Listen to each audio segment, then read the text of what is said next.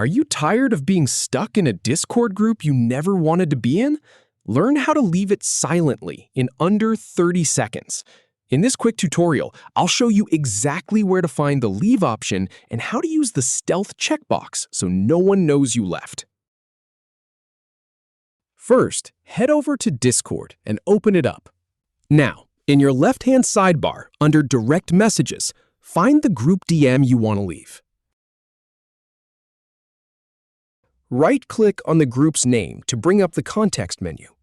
Then, click on Leave Group. Optionally, check the box to leave without notifying other members. Finally, click Leave Group again to confirm, and you're all set. If you have any feedback or if any info is inaccurate, please leave a comment below. We'll do our best to answer or redo the video if needed. Thanks for watching.